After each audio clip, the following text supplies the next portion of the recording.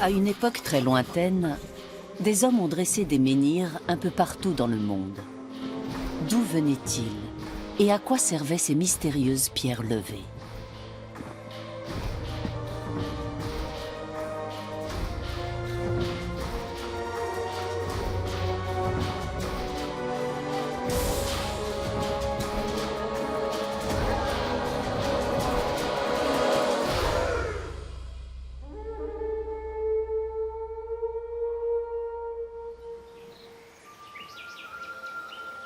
De nombreux monuments préhistoriques sont cachés sous la terre depuis des millénaires.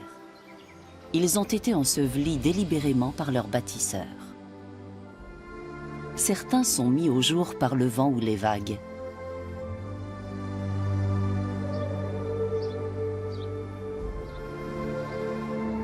Des trésors d'architecture monumentale se révèlent alors à notre vue.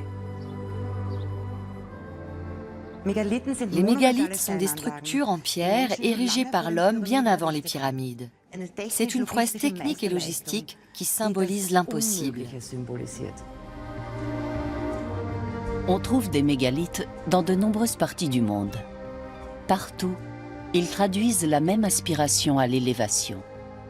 À Malte, ce sont de véritables temples. L'emplacement géographique exceptionnel et le caractère monumental de ces structures indiquent, selon moi, qu'elles n'ont pas été érigées pour un usage domestique, mais cultuel.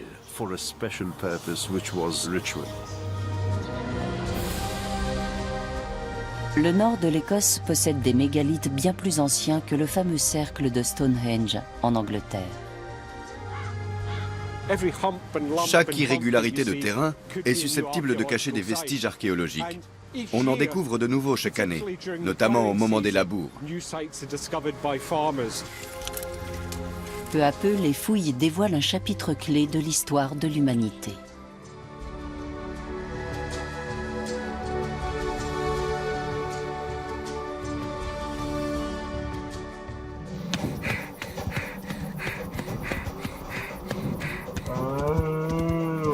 L'Europe a été peuplée de chasseurs-cueilleurs jusqu'à ce qu'une révolution s'opère il y a 12 000 ans.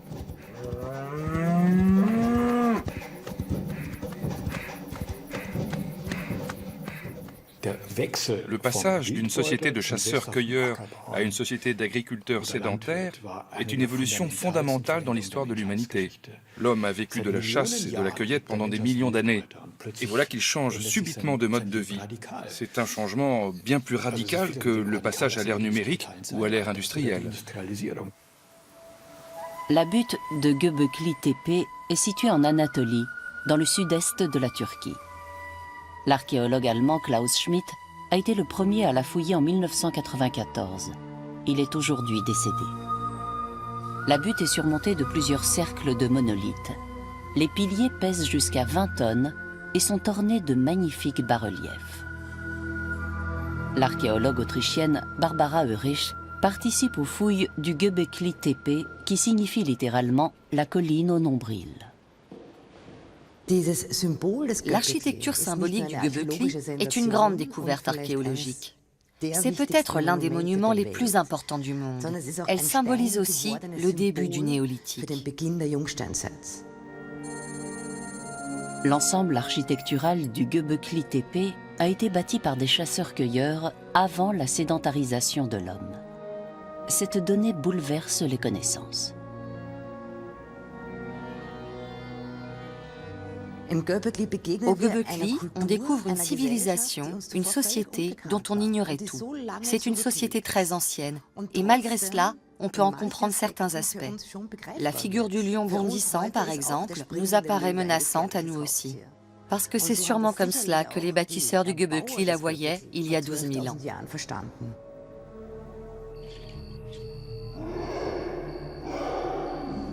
Au temps de la préhistoire, les phénomènes surnaturels et les mondes parallèles étaient sans doute des réalités évidentes au quotidien.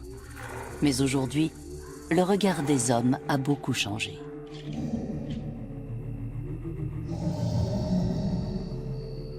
La grue symbolise peut-être l'air qui relie la terre au ciel. Le scarabée et le serpent se retrouvent dans de nombreuses mythologies. L'homme préhistorique vit dans un monde animal chargé d'énergie. Il ne voit pas de frontières marquées entre l'ici-bas et l'au-delà. Mais pour le reste, son système de pensée demeure un mystère.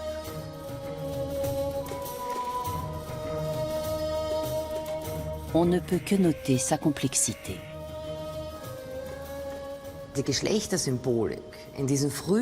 La symbolique des sexes est évidemment très complexe dans les phases initiales du Göbekli. On ne peut faire que des supputations.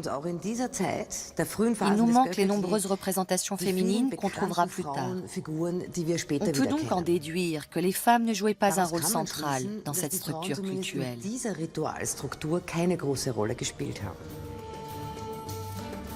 L'équipe d'archéologues qui fouille la colline n'a mis au jour qu'une infime partie du sanctuaire. Mais elle sait avec certitude comment il a fini, enseveli sous terre. Les premières générations d'hommes sédentaires vont ensevelir un certain nombre de constructions.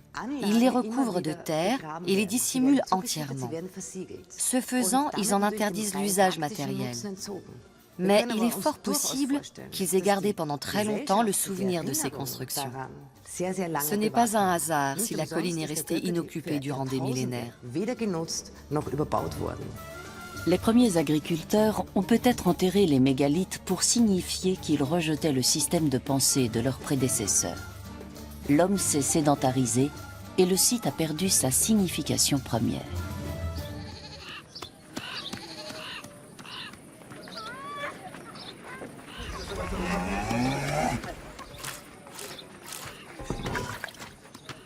Le musée de la préhistoire de Halle en Allemagne est consacré à cette période. Pour son directeur, Harald Meller, la sédentarisation est une phase décisive de l'histoire de l'humanité. La révolution néolithique est le tournant majeur dans l'histoire de l'humanité. Vous voyez ici des milliers de haches de pierre datant du néolithique. 3800 haches pour être exact. À quoi ont-elles servi? À déboiser pour cultiver la terre, à fendre le bois et à le travailler. Notamment pour construire des habitations complexes, car les hommes se sédentarisaient. Les chasseurs-cueilleurs pouvaient rester plusieurs années au même endroit si la nourriture y était abondante. Mais on ne peut pas parler de véritable sédentarité. La révolution néolithique, c'est autre chose. La sédentarisation de l'homme est le problème cardinal, le péché originel. L'homme vit de la chasse et de la cueillette durant des milliers d'années.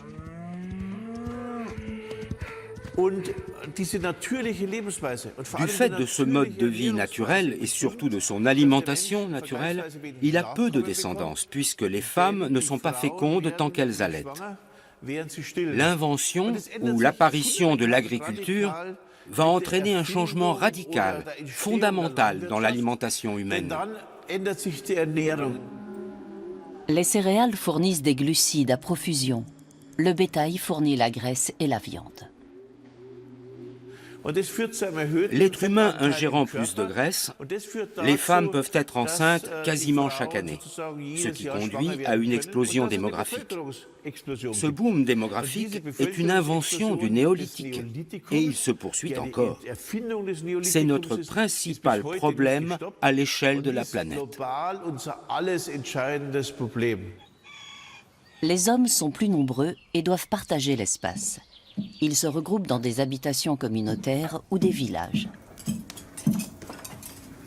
Des archéologues tentent de reconstituer la vie quotidienne de nos ancêtres de manière expérimentale pour étudier leur architecture et leur artisanat.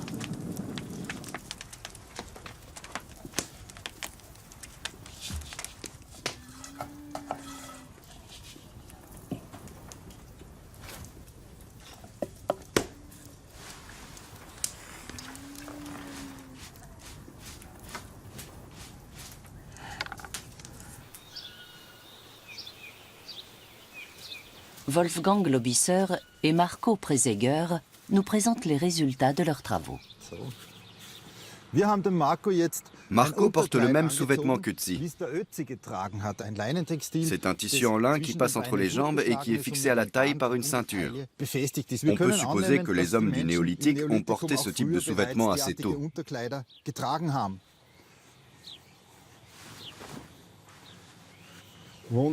Parfait.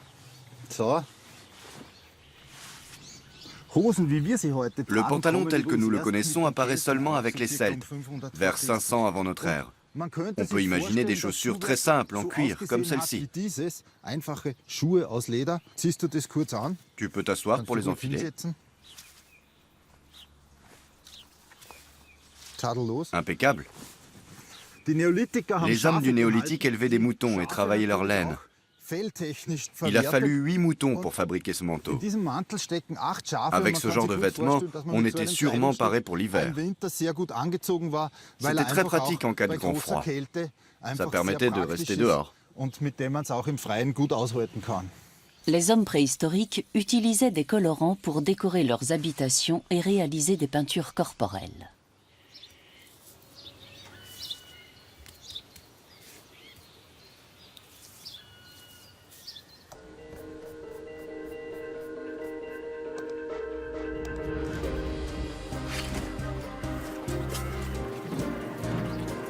L'archéologie consiste à reconstituer le puzzle de la préhistoire à partir des vestiges qu'on met au jour avec d'infinies précautions.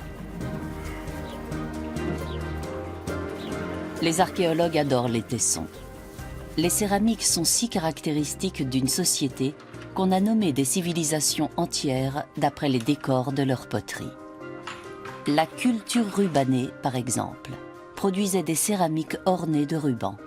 Elle fut la première société agricole d'Europe.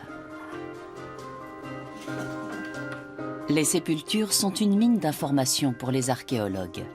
Elles contiennent du mobilier funéraire, mais surtout des restes humains. Un expert pourra tirer une foule d'indications des ossements. Il pourra dire si un défunt a été inhumé correctement ou si ses os ont été rongés par des bêtes, par exemple.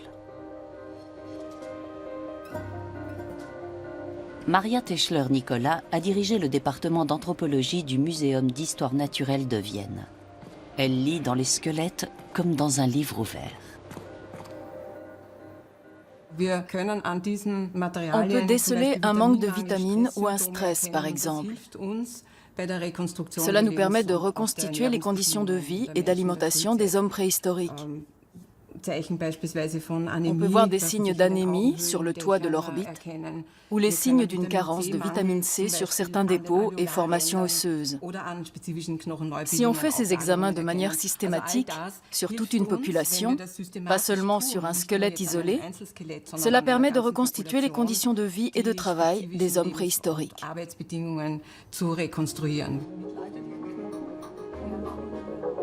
La datation des vestiges est une étape cruciale.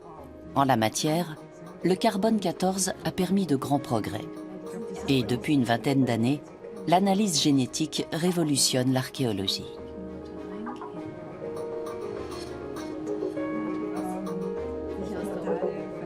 Aujourd'hui, on est capable d'analyser des restes d'ADN humain ou animal vieux de plusieurs milliers d'années.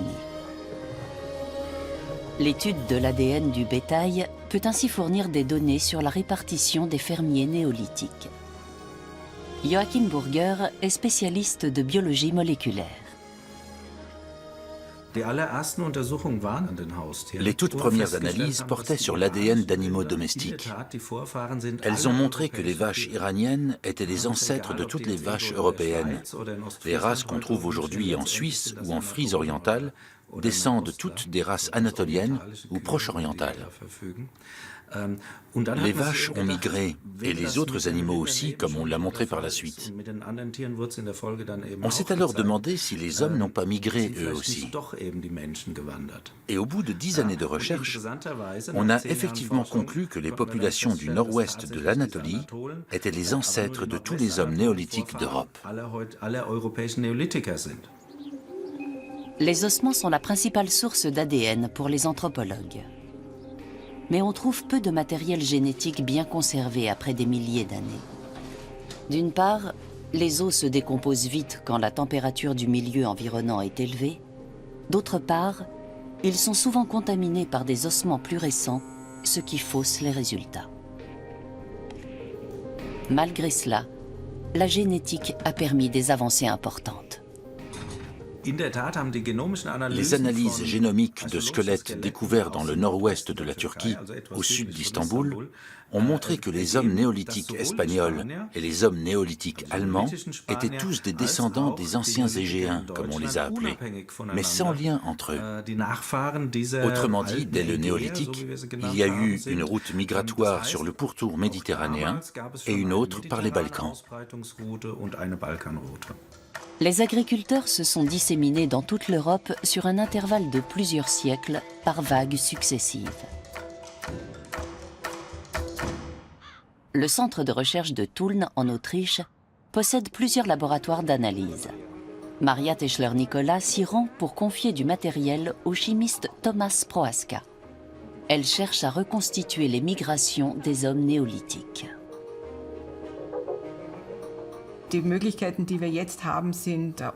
Aujourd'hui, on dispose de méthodes d'analyse bien plus performantes qu'il y a 20 ans. On a des méthodes invasives et non invasives. En anthropologie, on utilise beaucoup l'analyse isotopique depuis une quinzaine d'années pour reconstituer des changements de résidence ou des déplacements de population à la préhistoire. Le chimiste analyse une dent vieille de 5000 ans. La composition de l'émail ne se modifie plus après l'enfance. Elle peut donner des indications sur la région dans laquelle un individu a grandi. On emploie la même méthode dans le contrôle alimentaire pour vérifier que l'origine d'une fraise est conforme aux indications fournies par le distributeur, par exemple. L'analyse isotopique permet de déterminer l'origine ou la provenance de tout être vivant, aussi bien des végétaux et des animaux que des hommes. Les résultats d'analyse nous confirment qu'il y a eu une migration, et pas simplement une acculturation, un transfert d'idées. En d'autres termes, ces hommes ont colonisé l'Europe.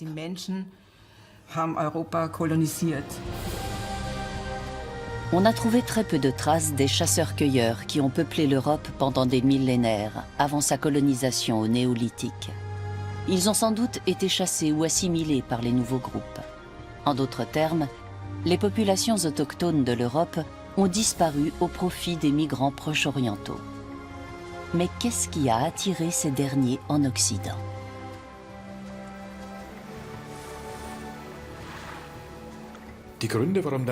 Les raisons qui ont poussé l'homme à migrer hors de son territoire sont assez obscures.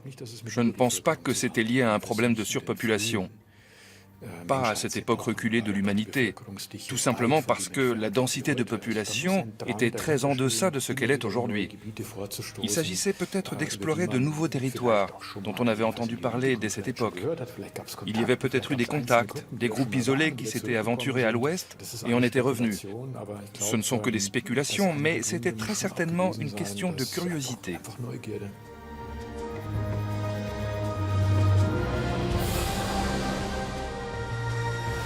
Les chasseurs-cueilleurs sillonnaient la mer comme nous sillonnons aujourd'hui les terres. Une partie des fermiers anatoliens est allée vers l'ouest en bateau. Était-il à voile ou à rame, c'est difficile à dire. Mais les bateaux à rame sont plus faciles à manœuvrer.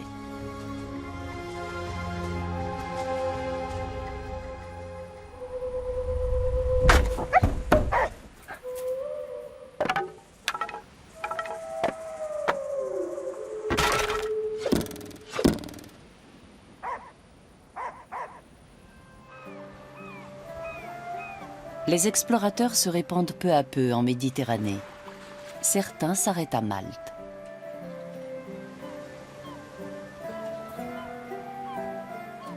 Situé à quelques 80 km au sud de la Sicile, l'archipel de Malte compte aujourd'hui 3 grandes îles habitées, Malte, Comino et Gozo. Partant clair, on aperçoit la Sicile depuis Gozo et inversement. On peut donc supposer que les populations siciliennes étaient relativement curieuses à l'égard de cette terre qu'elles voyaient à l'horizon.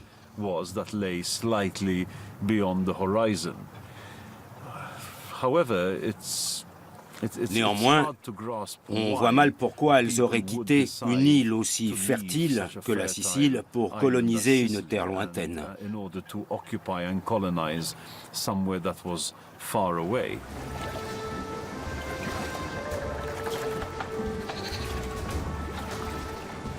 Des hommes d'Anatolie sont peut-être partis en éclaireurs, suivis ensuite par leurs tribus.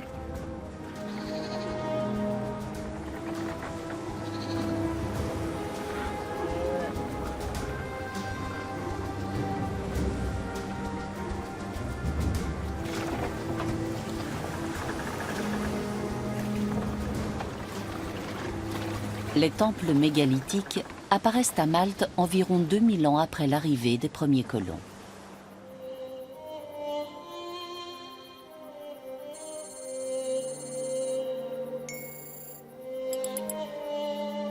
À l'heure actuelle, ces constructions monumentales posent plus de questions qu'elles n'apportent de réponses. Ces pierres de taille en calcaire, qui pèsent jusqu'à 20 tonnes, risquent de tomber en poussière avant qu'on ait élucidé leur mystère. Timmy Gambin les photographie pour tenter de sauver ce qui peut encore l'être.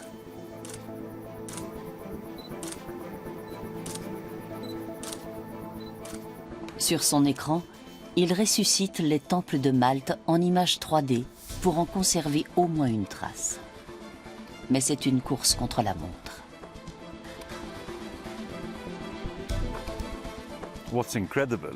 Aussi incroyable que cela paraisse, l'érosion des vestiges a été plus rapide au cours des 70 dernières années qu'au cours des 45 siècles précédents.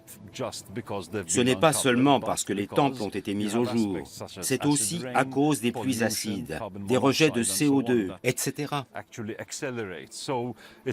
Tous ces polluants modernes accélèrent considérablement l'érosion.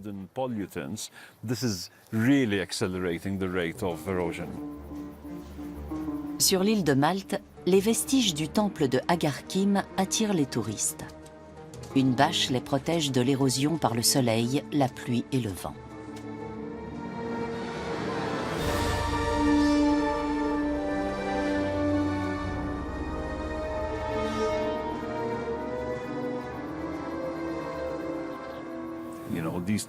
Ces temples ont 1000 ans de plus que le cercle de pierre de Stonehenge.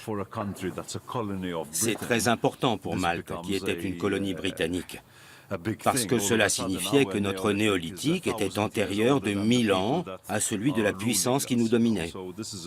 En quelque sorte, ces monuments ont pris une dimension politique.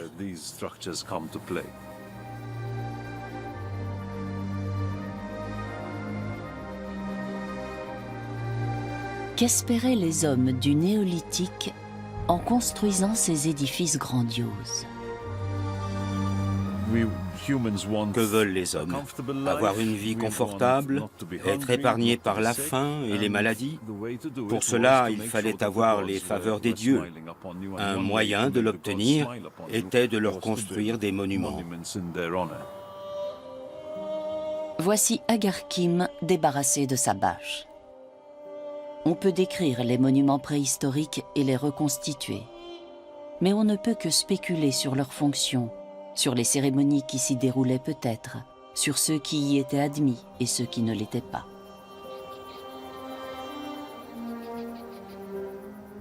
Il y a une séparation très nette entre l'espace intérieur et l'espace extérieur.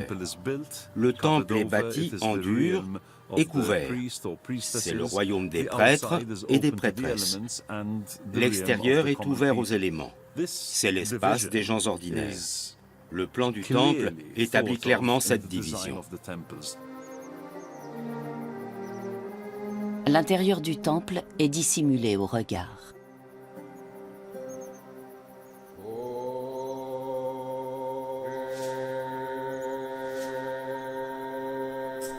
Mais une ouverture dans la pierre permet une liaison acoustique avec l'intérieur. Les archéologues l'appellent le trou de l'oracle. Quel dieu les Maltais vénéraient-ils? Quelles offrandes leur faisaient-ils?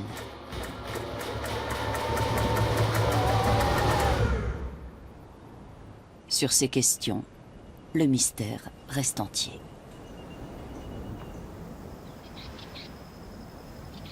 Les temples de Malte ont été utilisés durant 2000 ans, puis ils ont été abandonnés.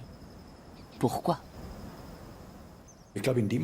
C'est difficile de trouver une certaine constance. C'est d'ailleurs typique des cultures préhistoriques. On n'a pas d'institutions qui se transmettent de génération en génération, comme l'écriture, la prêtrise ou la dynastie, qui sont essentielles dans l'évolution culturelle. Tant qu'on n'atteint pas cette phase, les civilisations ne durent pas. Les civilisations préhistoriques ne durent jamais.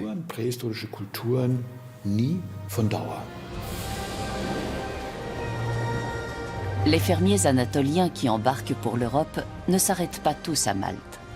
Certains poursuivent leur route au-delà de la péninsule ibérique et colonisent la Bretagne.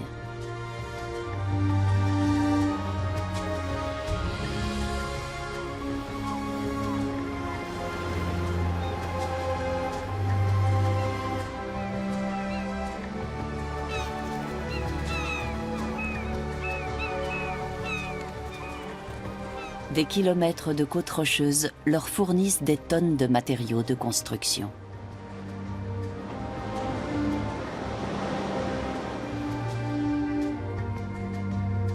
Fascinés par la pierre, ils bâtissent une civilisation qui demeure l'une des plus grandes énigmes du début du néolithique.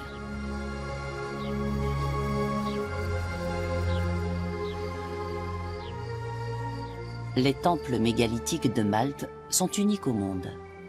Mais les alignements de Karnak sont tout aussi exceptionnels.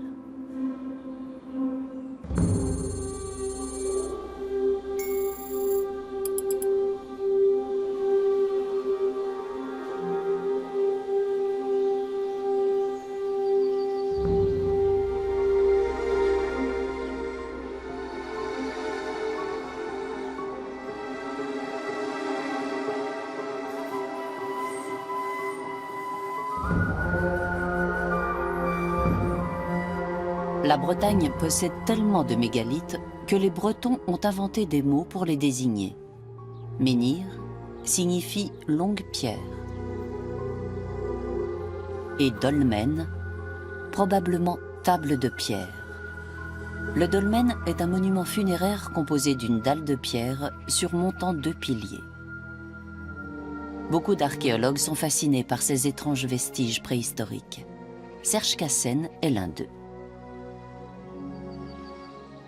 Ce qui est certain, c'est que cet aspect monumental, quels que soient les observateurs, quels que soient les curieux qui vont visiter les alignements de Karnak, joue sur cet étonnement de l'intelligence, sur le fait que cette architecture, cette monumentalité impose le respect et subjugue l'imagination. Donc on est vraiment au cœur de ce qu'est la monumentalité.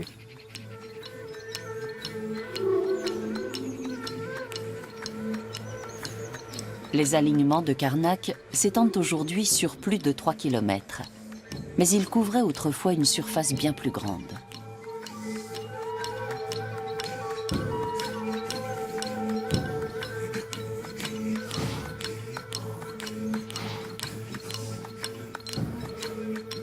Chaque pierre est différente et recèle son propre mystère.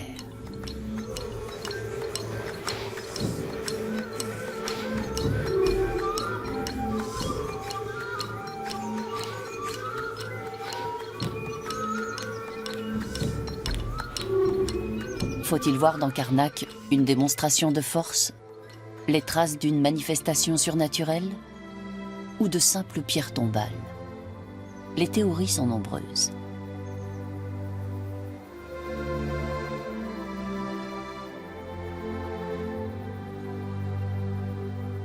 Ce n'est pas une architecture vernaculaire, ce n'est pas une architecture domestique. On n'en connaît pas vraiment la fonction, mais il faut vraiment la définir en tant qu'élément d'architecture.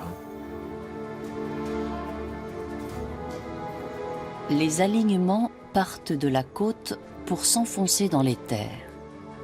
Montre-t-il un axe? Une voie? Et si oui, où mène-t-il? Carnac nous montre un aspect qui est vrai pour tous les monuments mégalithiques. Il s'agit d'une structuration et d'une sacralisation de l'espace. On le voit particulièrement bien avec les alignements. C'est un agencement visible de l'espace à des fins religieuses.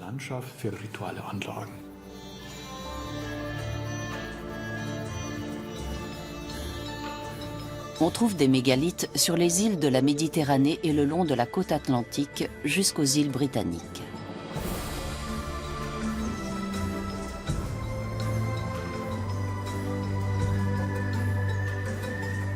On peut en voir également sur les côtes de la mer du Nord et de la Baltique. Mais il n'y a aucun exemple de mégalithisme en Hongrie, en Autriche ou encore dans le sud de l'Allemagne, des régions où les migrants sont arrivés par la voie terrestre. Pourquoi ?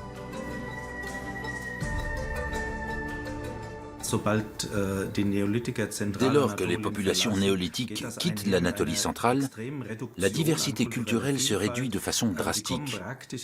Les hommes qui arrivent en Europe par les Balkans sont des fermiers. Toute forme d'urbanité ou de monumentalisme s'est perdue en cours de route. Ces fermiers possèdent un haut degré de spécialisation et de compétences.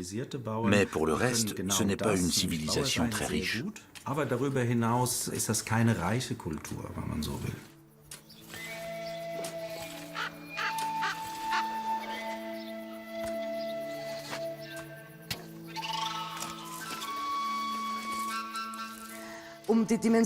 Pour donner des repères chronologiques, entre le croissant fertile et l'Autriche, il y a un intervalle de près de 5000 ans.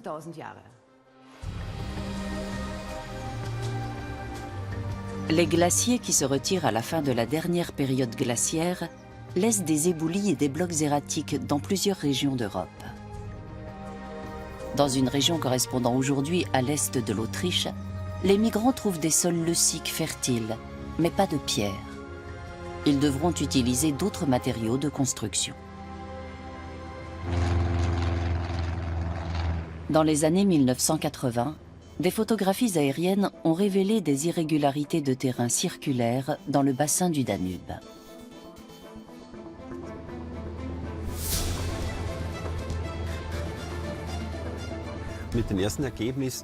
Les photos aériennes et les premières fouilles ont montré qu'il s'agissait de monuments vieux de 6500 ans. On s'est alors demandé à quoi ils avaient pu servir. Il y a eu beaucoup de discussions à ce sujet vers le milieu des années 1980. Certains imaginaient des places fortes, d'autres des lieux de rassemblement, d'autres encore des temples ou des enclos à bêtes.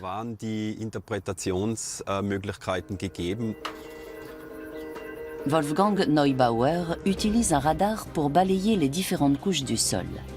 Il peut ainsi repérer des vestiges archéologiques enfouis sur de vastes étendues sans avoir à donner le moindre coup de pioche. Dans le bassin du Danube, l'examen a révélé la présence de fosses, de portes et de palissades. Wolfgang Neubauer sillonne le monde entier avec son appareil. À Stonehenge, il a découvert à côté du fameux cercle de pierre une nouvelle architecture.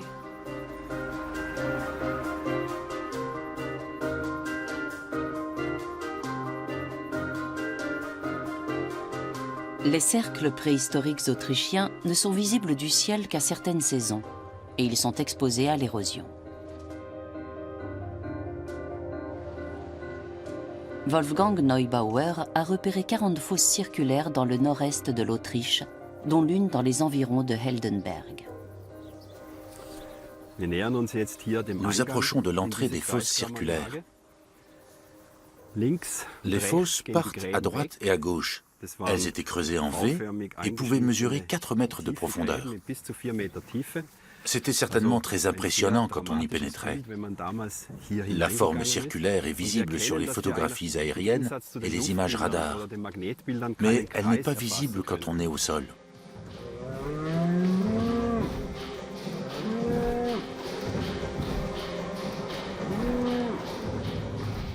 Les palissades étaient construites pour empêcher de voir à l'intérieur. Ce qui se déroulait à l'intérieur n'était pas visible de l'extérieur.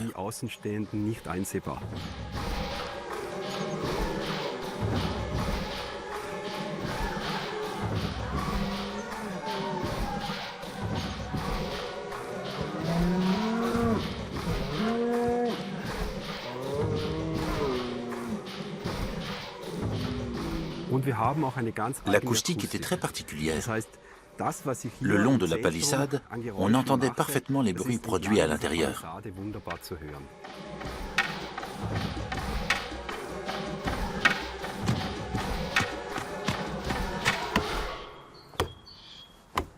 Ces lieux d'exception avaient plusieurs fonctions. Leur construction impliquait des travaux collectifs qui soudaient la communauté. En 2005, Wolfgang Lobisser et son équipe ont reconstitué une fosse circulaire près de Heldenberg. Ils n'ont utilisé que des outils en pierre et des matériaux disponibles à la préhistoire, à savoir du bois, des os et des fibres végétales. Conclusion de l'expérience, pour qu'un village de 200 habitants se dote d'une fosse circulaire, il fallait qu'une trentaine de personnes y consacrent 2 à 3 années de labeur, en plus des travaux agricoles. À cela s'ajoutaient les travaux préparatoires, qui duraient sans doute tout aussi longtemps, puisqu'il fallait fabriquer chaque outil.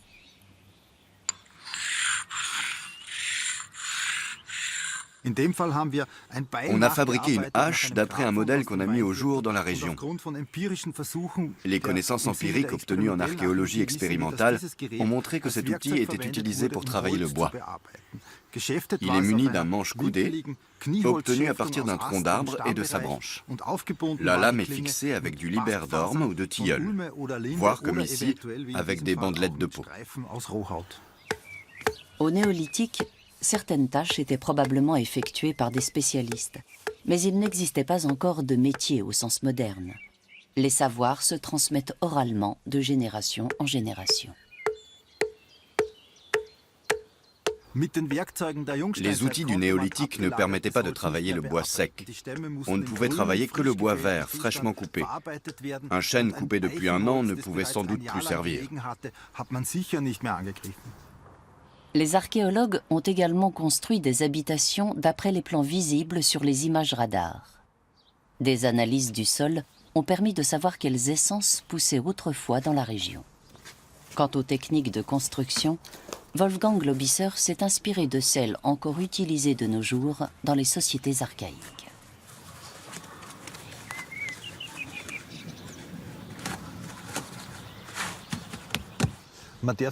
Pour construire une habitation de ce type, il fallait 12 à 16 000 mètres de cordes. Pour les produire, on mettait quasiment autant de temps que pour tout le travail du bois. D'après nos calculs, une famille devait consacrer 3 à 4 hivers à fabriquer des cordes à partir du liberdorme et de tilleul.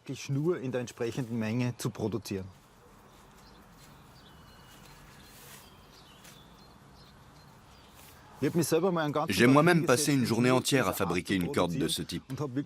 Le lendemain, je ne sentais plus mes pouces et je n'avais produit que 26 mètres.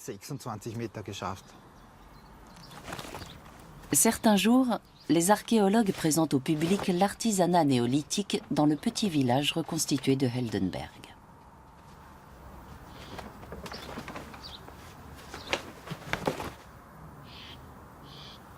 Mais ces maisons ne sont pas conçues pour durer des siècles.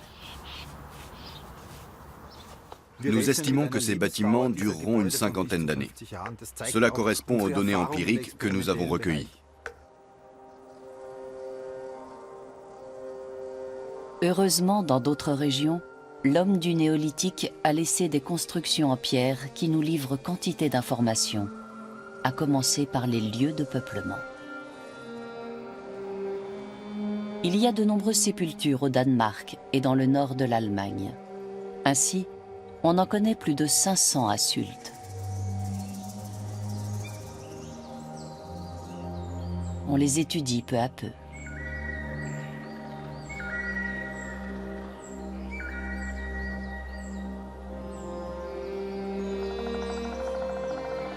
Ces architectures de pierre duraient dans le temps. beaucoup ont été utilisés pendant plusieurs siècles. Ces tombes mégalithiques étaient des lieux d'identité, où l'homme trouvait une confirmation de lui-même et où il pratiquait ses rites. En ce sens, c'étaient des repères sociaux pour les hommes de l'époque.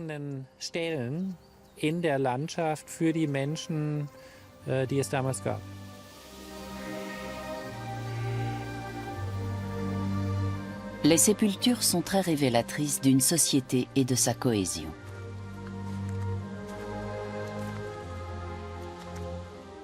Les tombes mégalithiques sont des sépultures collectives ouvertes où on enterre régulièrement des individus.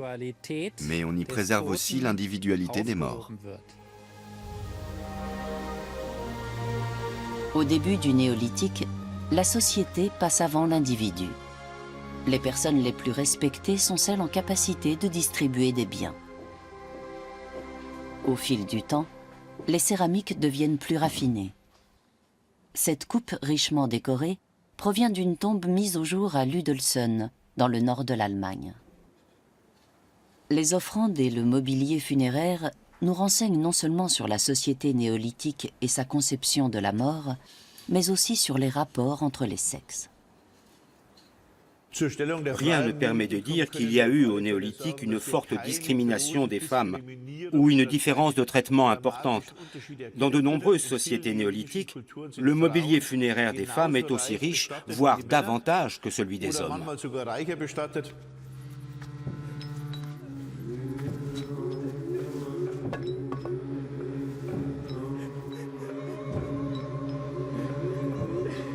Mais le mobilier funéraire permet-il vraiment de connaître le rôle dévolu aux femmes dans la société néolithique?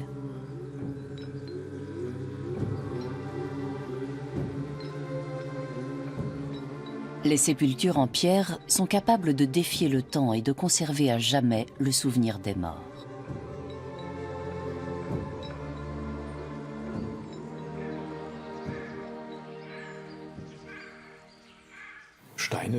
La pierre est le premier élément dont on dispose pour reconstituer l'architecture aussi bien des temples que des tombes.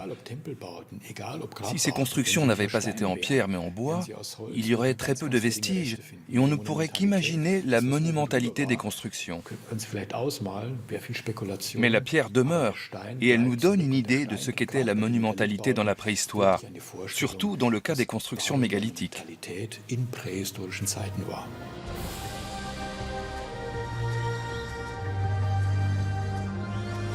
Au nord de l'Écosse, on a découvert dans les îles Orcades des vestiges mégalithiques d'une grande richesse.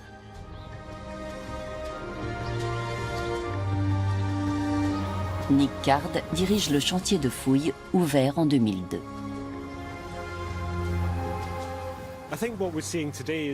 On ne voit que la pointe de l'iceberg par rapport à ce qui existait il y a 5000 ans. Nos yeux sont attirés vers ces magnifiques monuments dressés. Mais ces 10 dernières années, l'Université des Highlands et des îles écossaises a conduit un vaste programme d'études géophysiques et on a découvert que la région était couverte de constructions autrefois.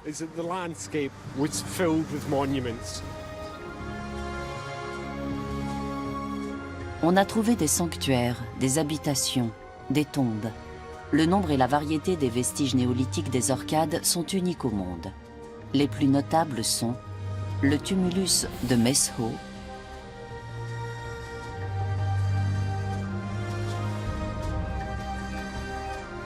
plus à l'ouest, les pierres levées de Stenness, qui sont l'un des cercles de pierre les plus anciens des îles britanniques.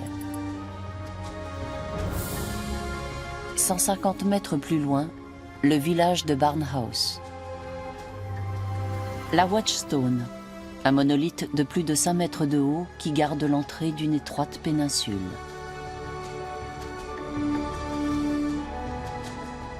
Et enfin, sur cette péninsule, le Ness de Brodgar, l'un des plus grands temples néolithiques connus. Un autre site néolithique majeur a été découvert à proximité immédiate de l'océan.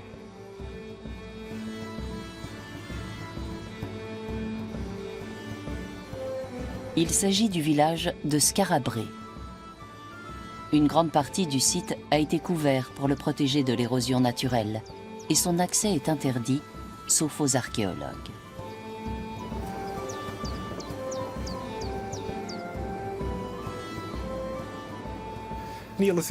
Les hommes néolithiques n'étaient pas différents de nous.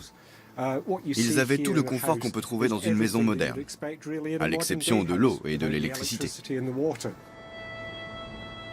Un foyer, un lit, des étagères.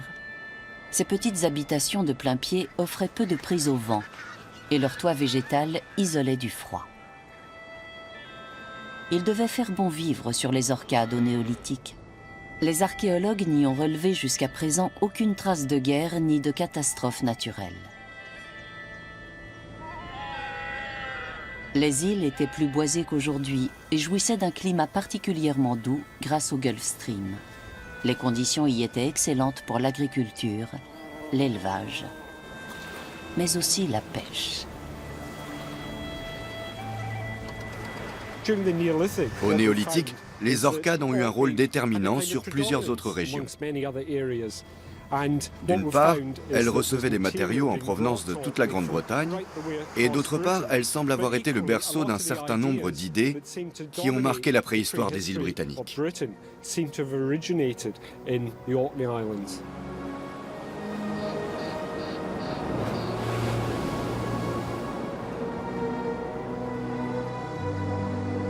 Le cercle de pierre des Orcades a-t-il été le modèle des autres cercles des îles britanniques?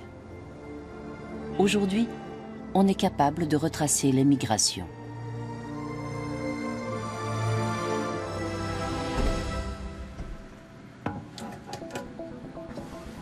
Quelques restes de dents ou d'eau porteurs d'ADN non contaminé permettent d'établir des liens de parenté sur plusieurs milliers d'années.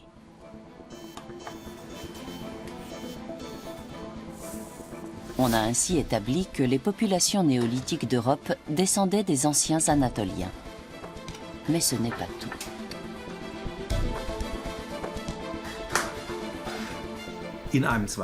Dans une deuxième phase, on a analysé le génome des Iraniens qui peuplaient le cœur du croissant fertile et on a pu constater que la chaîne de migration s'est interrompue là, quelque part entre l'ouest de l'Anatolie et l'ouest de l'Iran, puisque les deux populations sont extrêmement différentes. On a calculé qu'elles se sont séparées il y a 50 ou 70 000 ans, autrement dit peu après la sortie d'Afrique de l'homme moderne. Les deux groupes ont participé à la grande idée du néolithique, c'est-à-dire à cette combinaison de sédentarité, d'agriculture, de construction d'habitations, etc., mais de façon très différente. À l'heure actuelle, on pense que le premier groupe est parti vers l'Europe, alors que le second a peuplé le sud de l'Asie, en particulier l'Afghanistan, l'Inde, etc.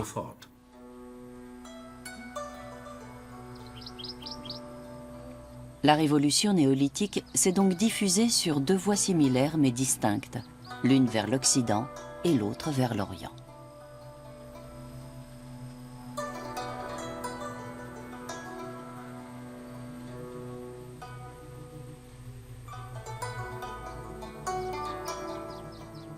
On trouve des constructions mégalithiques dans toute l'Asie, en particulier en Corée.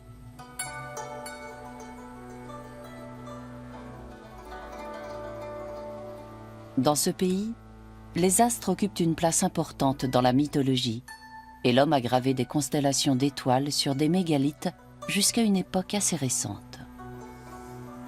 Malheureusement, leur datation est difficile car plusieurs périodes peuvent être présentes sur une même pierre.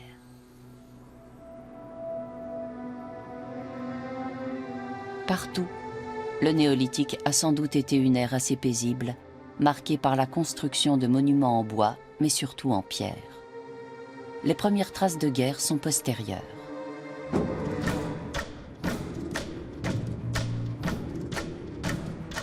Les rapports humains changent à l'âge du bronze. Les hommes accordent davantage d'importance aux possessions matérielles et les hiérarchies sociales apparaissent. On a trouvé la trace de villages entièrement rasés par des pilleurs. À la fin du néolithique, on assiste à une forte montée de la violence. Les hommes deviennent des guerriers. Il faut savoir que les chasseurs-cueilleurs ne sont pas des guerriers. Ils ne trouvent pas la mort à la guerre. Il n'y a pas de guerre dans les sociétés de chasseurs-cueilleurs. Il n'y a que des agressions.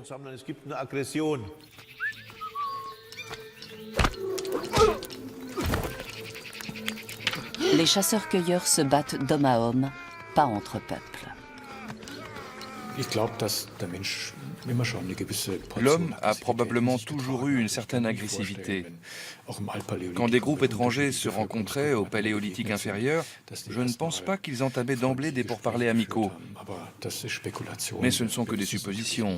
Nous n'en savons rien, en vérité. Les rencontres étaient peut-être rares. À la préhistoire, la densité de population n'était pas comparable avec celle d'aujourd'hui. Le mégalithisme disparaît à l'âge du bronze. Mais les monuments néolithiques garderont longtemps une fonction qui variera sans doute dans le temps. Balises, symboles chrétiens, de nombreux tumulus préhistoriques serviront de base à des églises.